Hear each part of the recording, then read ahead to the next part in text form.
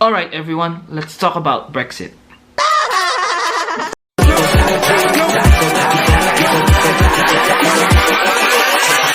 Hold up.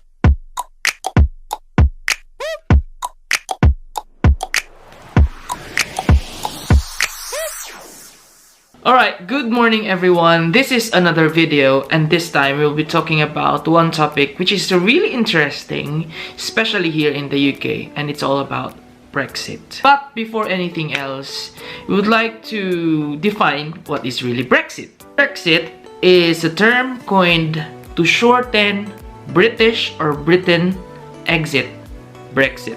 So March 2017, there was a referendum. So since the proposal was Britain to leave the European Union, people voted, and then they decided within 52% that Britain should leave the Union. Alright, so we are not political experts here, okay? So this is not a political discussion. So these are just some points we've sourced out from the articles we've read, at the same time from the experiences here in the UK. So in a nutshell, Britain would leave the European Union. There will be some ramification and effects to the trade, taxation, and immigration, especially to Europeans and to the British people. And this goes with the visa, immigration, and exportation. But that's all within the business aspect. So we will not deal with it. We will just deal with how it's gonna affect us, the non-EU or the non-British citizens who are working in the UK or who would like to work in the UK. We'll speak a lot about Filipinos because I am one. But when I say Filipinos, we are one group of population here, okay? So Philippines doesn't belong to the European Union, and among all others who are not included on the European Economic Zone. Okay? That's clear.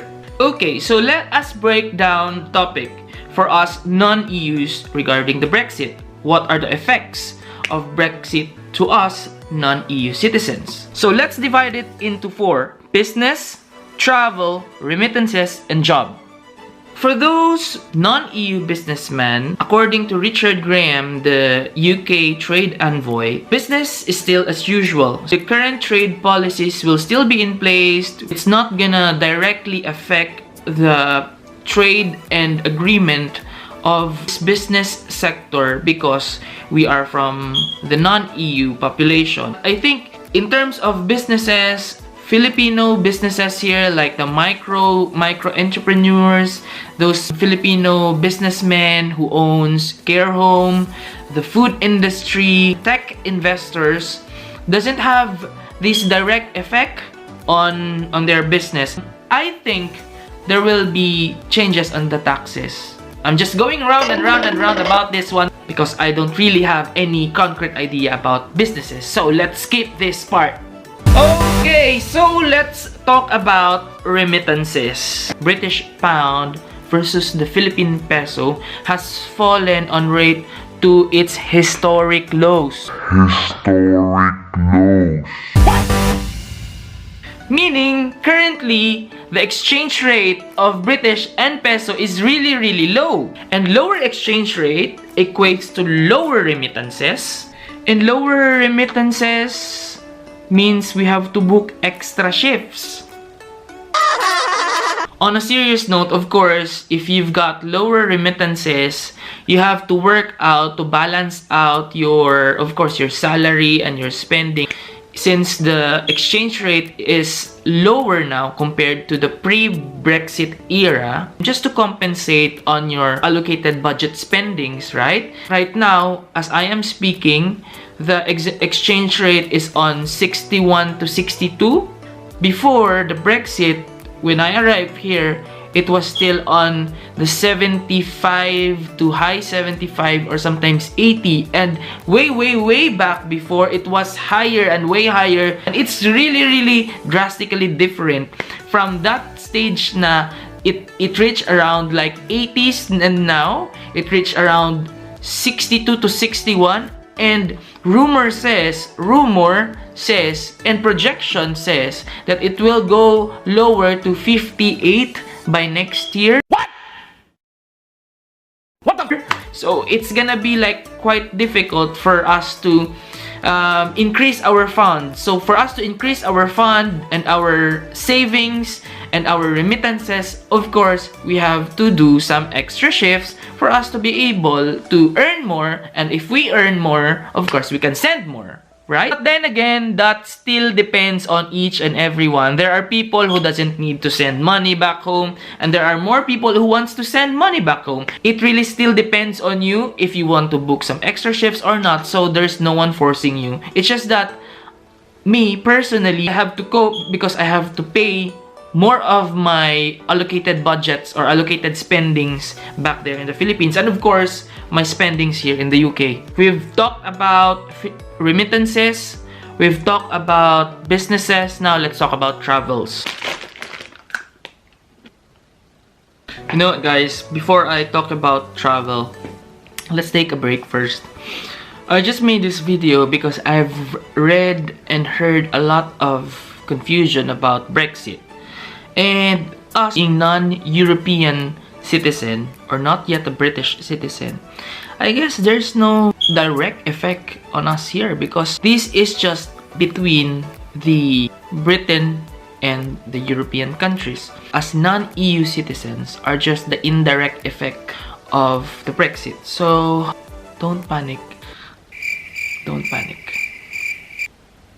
Alright, so let's talk about travels. Basically, if you would travel to European countries and even to the United Kingdom, you would need visa. For us non-EU citizens, Filipinos and other countries who do not belong to the European Union would need to acquire a visa. With the same principle, if you would like to have Euro trip and would like to go to some European countries, you have to get this European visa, which is a different visa to the United Kingdom, vice versa. Okay, so Brexit effect, I think there's none because non-EU citizens like us, we still have to acquire visa. And if the picture will serve me right, Britain will be a separate entity from the European Union, which means if the people in Britain, which are British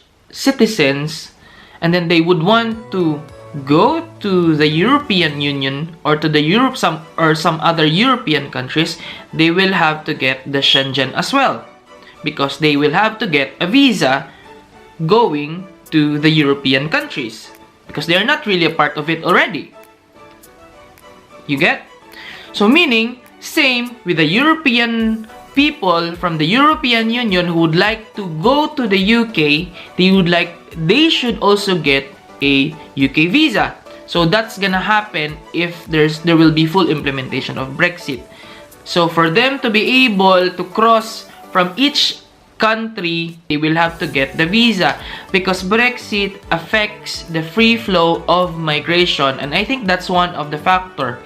So that is the direct effect to the British citizens and to the European citizens or to the European Union. But us non-EU citizens, of course, we still have to get one UK visa and one Schengen visa, and that it doesn't really help us. It doesn't really serve us and directly affect us. So don't panic. Still, as I've said, business as usual. Take the same steps, take up and apply the same visas, and then that's it. And then lastly, let's talk about jobs. Now let's divide this topic into two. For those who are non-EU citizens like us, and for those EU or British citizens like them. For the British citizens and the EU citizens, there will be a direct effect because if the European citizens would like to work in the UK, they would need to get a working visa. Same is true with the British citizens who would like to work in the European countries, they would need to get the European visa. So by and large, they will have to get the visa of the country that they wanted to work on for them to be able to work. And what about the non-EU citizens or the non-British citizens like us? Those who are still on the working visa, those who are still applying for the UK visa, those who are not yet privileged to have indefinite leave to remain, and those still applying for British passport, guys, there's no direct effect on jobs. But there are indirect effects. So you will have still to work on a working visa, tier 2 visa, and yeah, that's it. According to the statistics, those coming from the EU who works here in the UK tends to go back to their original countries. So that means there have been more job vacancies.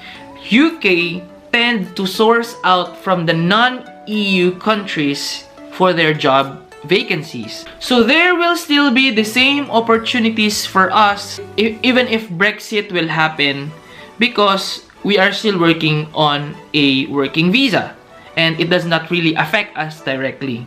Since the NHS needs a lot of nurses, but on the contrary, the EU nurses would like to go back to their country, the non-EU workers of the NHS tend to renew their contracts because the NHS needs them, and at the same time, the British citizens or the English nurses or those nurses who are already citizens in the UK tend to have more jobs. And the effect, we get the job. Let me break your bubble.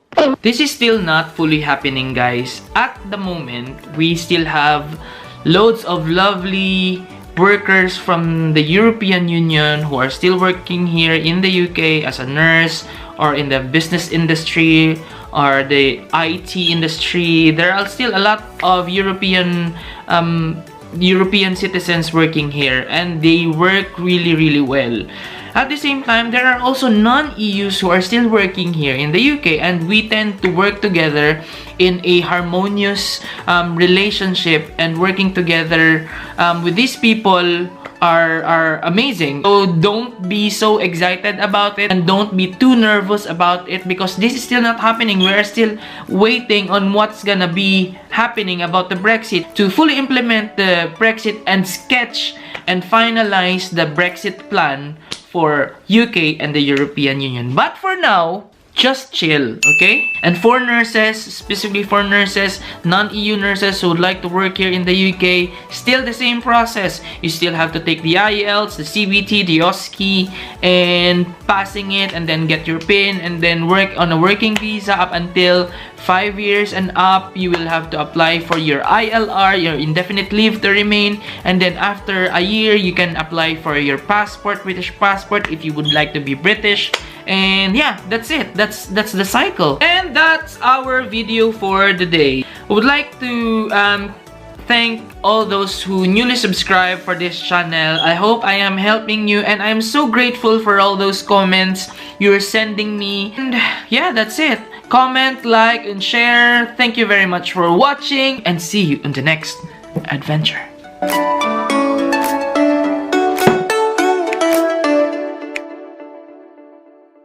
Bawal magtanong pag di nag-subscribe, ha?